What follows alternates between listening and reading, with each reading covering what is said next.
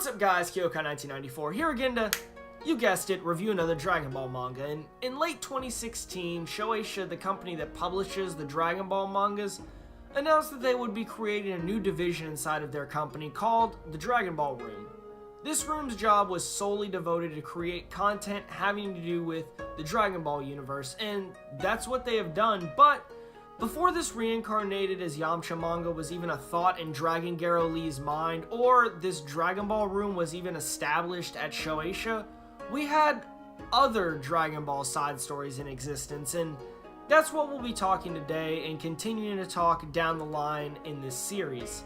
A lot of these pieces can be hard to get your hands on, and I always make sure to tell you guys to always support the official release, but for some of these releases we will be looking at, there's rare or no release in the West, so you kind of have to do what you kind of have to do, but just remember to always support it when you can. I will leave the links to where I got the scans and the information about them off of Kanzenshu down in the description below, so definitely check that out if you're interested. This story is in place to build and deepen upon the character that is Piccolo. It is a short chapter sitting at 5 pages and a cover page, but over those 5 pages, the character that is the spawn of the Demon King is expanded upon greatly, or at least his mindset is. From the cover page of this chapter, a tone for this character's development is established quickly. A malice tone, one of a baby that is cursed by his bloodline to live as a demon, with one mission to complete: defeat Son Goku. Piccolo tells us of his birth. He was spawned with the last amount of energy that his father had. That egg that was produced from Piccolo Daimao hatched, and that was the first time that our Piccolo saw the light. The peaceful light reminded him of his father and his will to avenge him. Piccolo still had memories from his father. He can clearly see his father's death and the oath his father wanted him to abide by, the plea to never let the evil in his heart die. His powers made living alone in the woods easy, but the fact of being all alone was hard on the child. In about a year, his body was almost fully grown. Not only did he grow, though, in height, but in strength and mind as well, multiple times over. With this massive gain in power, he wanted to find Goku immediately and settle the war. But Piccolo held off and trained for 2 more years, using Goku as the catalyst to push him harder in his training. After learning to smash through mountains and reverse the direction of waterfalls, Piccolo felt he had surpassed his father's strengths. After 3 years of training and waiting, it is now time for the 23rd Tenkaichi Budokai. While registering, he didn't want to stir up a panic, so he decided to use Ma Jr. as his name instead of Piccolo Daimao. Piccolo got shivers when he first glared into Goku's eyes. He had only had a feeling like that when he was first born.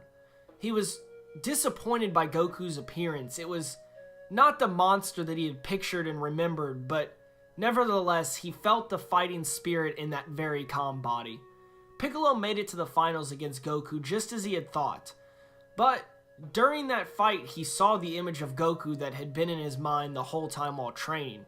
Even though Goku is a Saiyan, Piccolo was able to take the upper hand against the universe's strongest warrior race.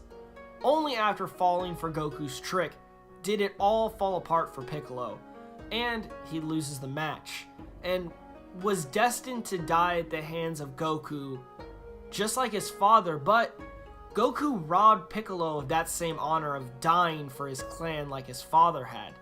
While recovering, all he could think about was how much of a fool Goku was for giving him a second chance, and all that did was just fuel Piccolo to grow stronger and stronger, to only come back and try to defeat Goku again. Time passes and it's time for Piccolo's revenge yet again on Goku, but fate plays a funny role in life and makes Piccolo the master for Goku's son Gohan. In order to settle the stakes that Piccolo has with Goku, he must first protect the world from the Saiyans, even though he feels he is not strong enough to do so. He does see it in Goku's son. Even though Piccolo has doubts in himself, he will fight for and die for the name Piccolo Daimao. And that ends the beginnings to Piccolo. This chapter one-shot came out around the same time as Yamcha's death in the series during the Saiyan arc, And the book doesn't really give that many new insights on the story that we didn't already really put together from, watching the series so far. But it does do its job in making you feel the Demon King's side of the journey. Before you ask why this was written, though, I do want to let you know that when it was released in Japan, they had just gotten done watching for the last couple years this villain Piccolo, who's trying to take over the world. The king's rise and fall, his promise of a spawn to come back and avenge him, and his spawn's fulfillment of that promise, only to be beat and then saved, to then have that villain come back, not again to fight Goku, but to help train the son of the man that disgraced him. The release was used to help show fans Piccolo's character development from his perspective, from his birth to being a mentor, and I feel that this release did it pretty well. This release, even though it is not officially put out from Toriyama's hand, it is put out through Shueisha's hand, and Shueisha thought it was necessary to hire someone to make this backstory to kind of wrap it all together with the anime that was on TV at the time. And I really enjoyed the quick read, and there's a couple more that we'll dive into later that I really suggest you guys do go and check out. They're very interesting to look at, and I mean, it only takes about 10 minutes to read them, so it's really nice. And especially after Super ending a month or so ago, and me starting another re-going of the entire series, I've had a lot of Piccolo pop up, and it's been really nice. I do really like his character, and even though it's used a lot in Toriyama's work, I like the trope of the bad guy actually going good. And I'm actually really happy that Piccolo decided to make that change in his character. I would love to see more stories having to do with Piccolo, or at least with the 2 years of training that he did alone still.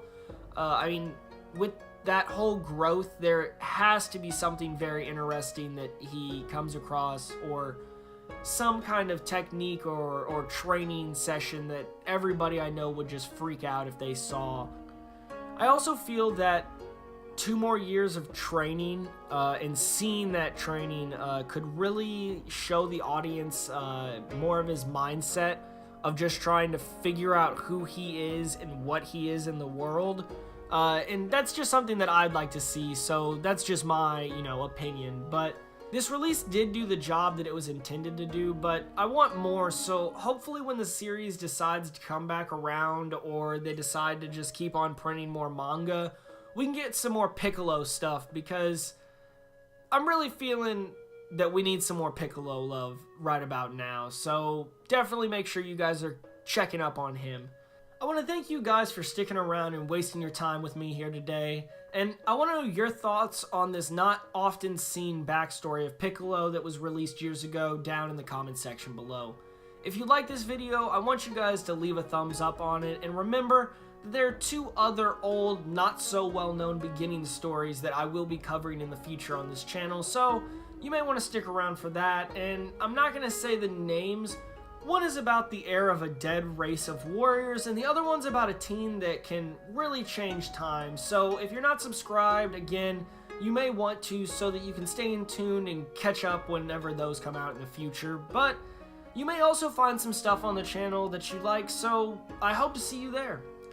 I want to thank you all again. I hope you guys have an amazing day as always, and I'll catch you guys next time.